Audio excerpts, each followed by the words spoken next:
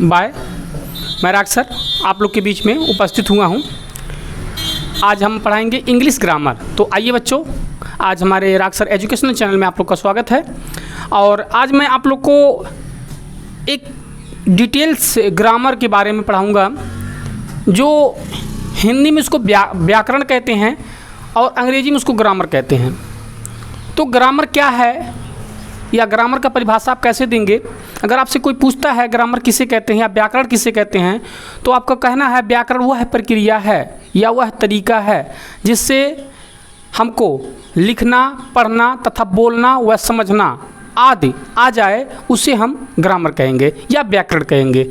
अगर हिंदी में पूछा जा रहा है तो आपको ये कहना है कि व्याकरण वह तरीका है जिससे हिंदी लिखना व बोलना व साफ साफ पढ़ना व समझना आदि हमको आ जाए, उसी को हम व्याकरण कहेंगे। आप अंग्रेजी में अगर पूछ रहा है तो व्याकरण किसे कहते हैं, तो आपको फिर वही बोलना है कि व्याकरण वह तरीका है जिसमें हमको अंग्रेजी लिखना व बोलना व सही सही समझना व समझाना आदि आ जाए, उसे हम व्याकरण के नाम से जानते हैं।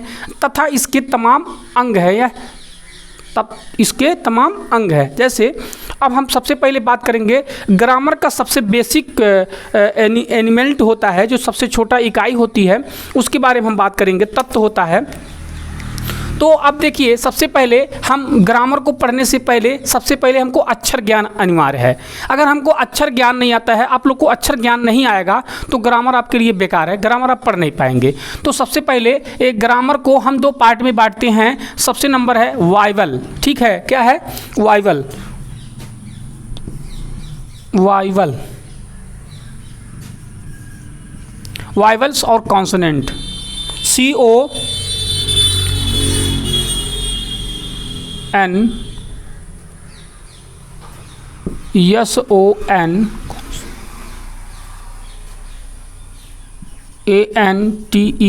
कॉन्सोनेंट, ठीक है, कॉन्सोनेंट। अब कॉन्सोनेंट क्या होता है देख लीजिए। कॉन्सोनेंट या वाइवल 5 होते हैं और 21 यानी कॉन्सोनेंट होते हैं। ये दोनों को मिला करके A to Z बनता है। क्या बनता है? A to Z बनता है, मतलब जिसको हम अक्षर कहते हैं। क्या कहते हैं? अक्षर कहते हैं।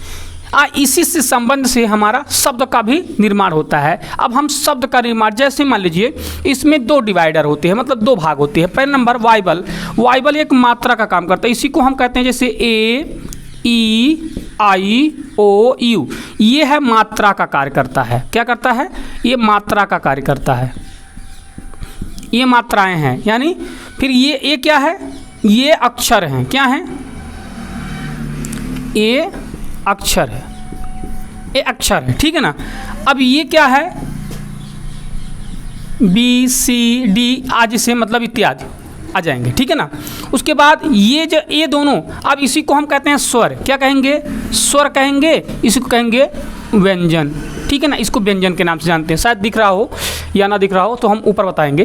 तो इसी को डिफाइन कर देते हैं। तो सबसे पहले हम वाइवल और कॉन्सोनेंट को क्लियर करेंगे, और वाइवल कॉन्सोनेंट के बाद यानी A to Z का निर्माण होता है। A to Z, जैसे मान लीजिए हमने यहाँ पर एग्जाम्पल दे रहा हूँ, जैसे मान लीजिए APPLE, ठीक है ना, एप्पल। अब एप्पल देखिए, एप्पल शब्द जो बना है इसमें सबसे पहले नंबर वाइवल आया है कि नहीं आया है? आया है ना।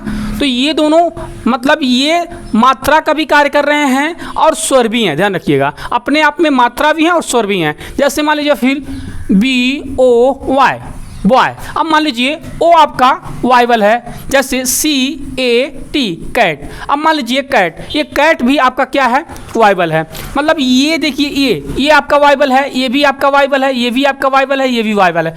मतलब अगर ये दोनों यानी ये ना होता तो आपका कोई अक्षर बनता नहीं, निर्माण नहीं होता, तो आपका ग्रामर नहीं कहा जाता। इसीलिए शब्द का निर्माण के लिए सबसे पहले स्वर और व्यंजनों का होना अनिवार्य है। अगर ये आपको स्वर और व्यंजन डिटेल आता है तो आप बहुत बढ़िया परफेक्टली तरीके से आप ग्रामर को समझ सकते हैं और पढ़ सकते हैं, पढ़ा भी सकते हैं और समझा सकते हैं।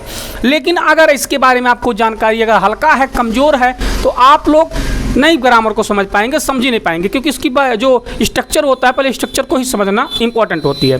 तो हम आशा करते हैं कि आप लोग को यहाँ तक समझ में आ गया। वाइवल है, कॉन्सोनेंट है। ये 5 होते हैं और ये 21 होते हैं। दोनों को मिला करके हम 26 लेटर को तैयार करते हैं, यानी 26 लेटर को तैयार करते हैं, 26 अक्षर होते हैं। और इसमें 2 भाग को डिवाइड किया जाता है, मात्रा वाला भाग और शब्द वाला भाग। दोनों को मिला करके मात्रा और अक्षरों का भेद होता है। उसके बाद देखिए, ये मात्रा जब जुड़ेगा, यहाँ पर मात्रा नहीं लगेगा तो कैसे शब्द बनेगा, यानी ये ही मात्रा है और यही शब्द है। दोनों के कॉम्बिनेशन से हमारे वाक्य का निर्माण होता है, यानी शब्द का निर्माण होता है, शब्द से फिर वाक्य का निर्माण, जिसको इंग्लिश में हम सेंटेंस बोलते हैं। सेंटेंस का भी निर्माण इसी से होता है। अब हम आगे बताएंगे। अब इसमें तो ये रहा आपका डिटेल्स एरिया। मैं उम्मीद करता हूँ कि अगले वीडियो में आपको नाउन और प्रोनाउन को डिफाइन करूँगा और कैसे बताऊँगा, बाकी बाद में मिलेंगे हम।